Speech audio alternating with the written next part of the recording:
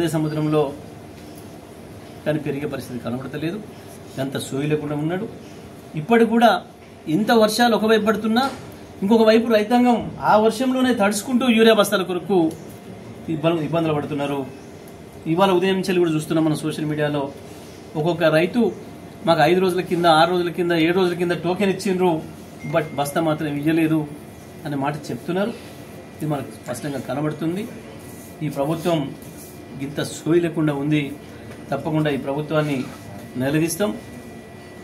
ఈ అన్ని సమస్యలు చర్చించేంత వరకు కూడా తప్పకుండా శాసనసభను నడిపించాలని చెప్పి కూడా మేము డిమాండ్ చేస్తున్నాం ప్రభుత్వాన్ని.